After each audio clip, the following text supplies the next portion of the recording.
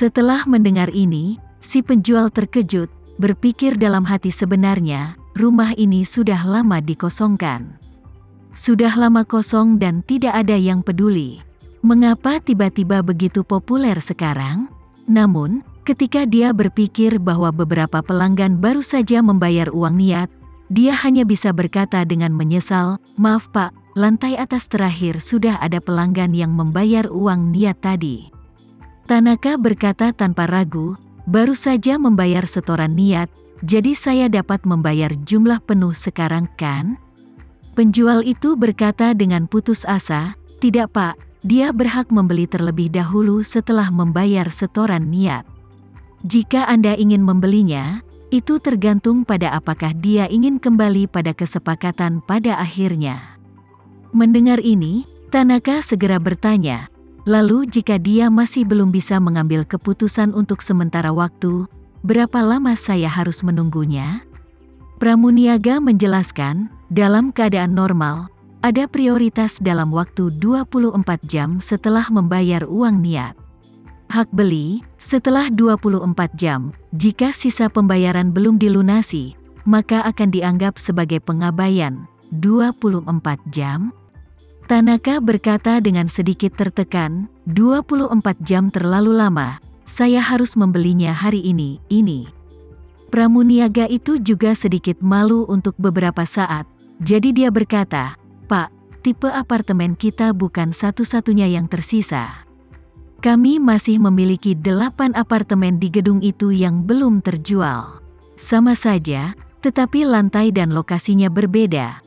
Tetapi selama Anda naik dari lantai 6, Anda dapat melihat pemandangan sungai, jadi tidak banyak perbedaan. Jika Anda menyukai bangunan bertingkat tinggi, kami juga memiliki lantai bawah. Apartemen yang bagus berada tepat di bawah lantai atas, dan jujur saja, harga lantai atas kedua lebih mahal daripada lantai atas, dan itu juga yang paling mahal di seluruh lantai kami. Secara alami, isolasi lantai atas tidak sebagus lantai lainnya. Oleh karena itu, akan lebih panas di musim kemarau dan lebih dingin di musim hujan, dan ada risiko kebocoran air di lantai atas, jadi sebaiknya Anda memilih lantai lain." Tanaka menggelengkan kepalanya dan berkata, "Nona kami selalu suka diam, yang dia inginkan adalah sebuah villa, hanya saja saya belum melihat yang cocok akhir-akhir ini, dan tempat Anda sudah terjual habis, jadi saya lebih condong ke lantai atas, lagi pula tidak akan terganggu oleh kebisingan dari lantai atas." Itu dia, wanita penjual setelah berpikir sejenak, dia berkata, "Bagaimana dengan ini, Pak?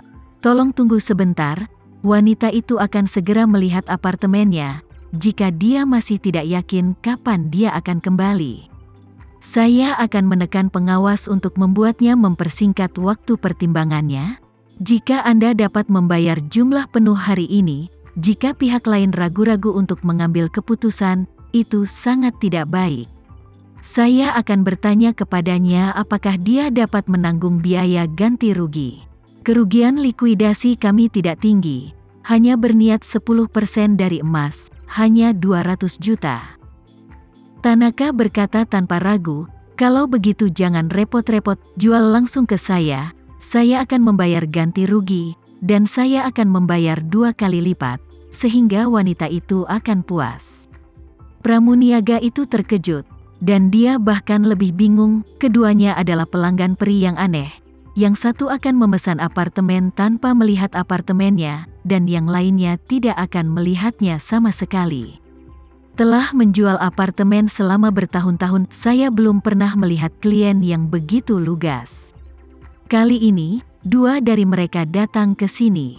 Memikirkan hal ini, dia berkata kepada Tanaka, "Pak, jika wanita itu memutuskan untuk membeli rumah segera setelah melihat rumah itu, kita tidak boleh mengambil inisiatif untuk melanggar kontrak. Kalau begitu, itu tidak baik untuk reputasi kita. Satu-satunya hal yang wanita ini tidak bisa membuat keputusan adalah pada titik tertentu. Kami akan membiarkan Anda menggantikannya lagi, jadi itu bisa dianggap masuk akal. Jika masalah ini diketahui dan orang-orang mengetahuinya, kebanyakan orang akan memahami kita. tapi bahkan tidak mau memberi wanita itu waktu 10 menit untuk melihat-lihat apartemen, jadi saya hanya ingin mengusirnya. Jika keluar, kami akan dimarahi dan mungkin dihukum oleh otoritas yang berwenang. Jadi tolong tunggu sebentar, saya harus menunggu sampai wanita itu selesai memeriksa apartemen. Tanaka melihat sikap pihak lain yang ngotot dan tidak nyaman untuk terus berbicara. Jadi dia mengangguk dan berkata, kalau begitu saya akan menunggu di sini. Mengatakan ini saat berbicara, Tanaka juga merasa sedikit ragu. Dia tidak yakin apakah pelanggan di dalam akan langsung mengambil keputusan untuk membeli setelah melihat apartemen tersebut. Jika pihak lain ragu-ragu, dia masih memiliki sedikit peluang. Tetapi jika pihak lain ingin menyeimbangkan tanpa ragu, bukankah dia akan putus asa? Namun, saat ini dia tidak ada hubungannya, jadi dia hanya bisa menunggu dan melihat. Saat ini, Pramuniaga berkata dengan hormat, "Pak, tolong pindah ke lunge dan istirahat dulu." Begitu dia selesai berbicara, pintu ruang VIP terbuka.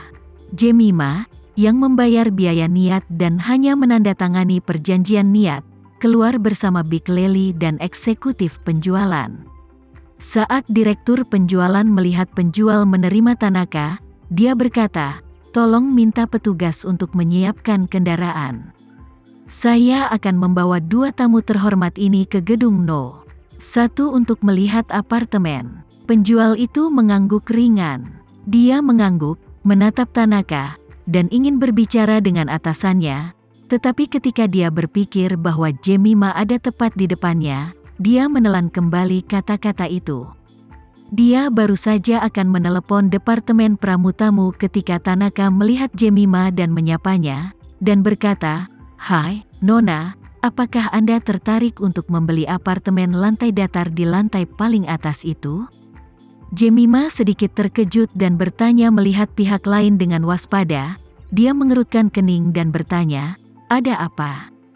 Tanaka dengan cepat menjelaskan, "Nona, saya juga ingin membeli apartemen yang Anda suka, dan saya akan memberitahu Anda bahwa saya cukup mendesak di sini. Jika Anda bersedia memberi saya apartemen ini, saya bersedia membayar Anda 2 miliar. Setelah kata-kata Tanaka, tidak hanya Jemima, tetapi juga Big Lely dan eksekutif penjualan lainnya tercengang. Mereka bertiga menyerahkan surat niat dan menandatanganinya, dan hanya butuh beberapa menit atau bahkan kurang dari 10 menit. Tak disangka, muncul orang lain saat ini dan ingin membeli apartemen yang sama. Niat beli pihak lain begitu kuat sehingga mereka rela membayar uang transfer 2 miliar ke Jemima secara langsung. Sementara Lely terkejut, dia juga diam-diam takut. Dia juga membuat kesalahan yang sama seperti eksekutif penjualan barusan, dan merasa pada dasarnya tidak akan ada perubahan dalam masalah ini. Bahkan jika memeriksa apartemen dan memastikan semuanya baik-baik saja sebelum membayar, tidak akan ada risiko. Ini disebut empirisme. Dia merasa bahwa melihat rumah seperti itu berdasarkan pengalamannya sendiri. Jika 1 atau 2 orang datang untuk melihat apartemen setiap hari, itu sudah menjadi dupa yang tinggi. Dan bahkan jika ada puluhan orang yang telah melihat apartemen itu, akan ada tidak lebih dari 2 atau 3 dari mereka termotivasi untuk membeli. Di antara orang-orang yang bersedia membeli, orang-orang yang benar-benar dapat membelanjakan uang untuk membeli rumah ini bahkan mungkin tidak memiliki 1/10, jadi kemungkinannya sangat tipis sehingga umumnya hanya ada sedikit apartemen yang terjual setiap bulan. Kebetulan Jemima muncul saat ini. Dia adalah satu-satunya klien penutup yang akan muncul di bulan-bulan ini. Dari perspektif model probabilitas, karena salah satunya telah dirilis, maka harus menunggu setidaknya beberapa bulan untuk rilis berikutnya. Oleh karena itu, menurut mereka, apartemen ini tidak mungkin dijual secara tiba-tiba dalam waktu puluhan menit. Tapi dia tidak pernah menyangka tamparan di wajahnya akan datang begitu cepat. Setelah beberapa menit, seseorang ingin membeli rumah ini. Untungnya, Jemima memiliki kepribadian yang berhati-hati dan tidak mau mengambil risiko apapun, jadi dia berinisiatif untuk meminta pembayaran niat terlebih dahulu. Jika tidak seperti ini, saya khawatir ketika mereka kembali dari melihat apartemen dan akan membelinya, mereka akan mengetahui bahwa apartemen tersebut telah terjual. Pada saat itu, sudah terlambat untuk mengalahkan dada mereka. Saat ini, Jemima memandang Tanaka dengan cemberut, dan berkata dengan tegas, "Maksud saya tidak berencana menjual rumah ini, Pak."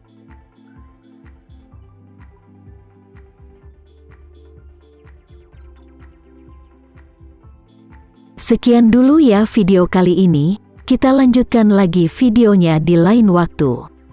Oh iya, bagaimana menurut kalian? Semoga bisa sedikit menghibur kalian semua. Untuk teman-teman yang baru nonton, jangan lupa subscribe ya, hehehe. Dan kalau teman-teman ada yang ingin gabung langganan, bisa langsung gabung saja untuk dapat fitur yang menarik dan sedikit membantu Mimin. Terima kasih banyak sudah menonton, sampai jumpa lagi, bye.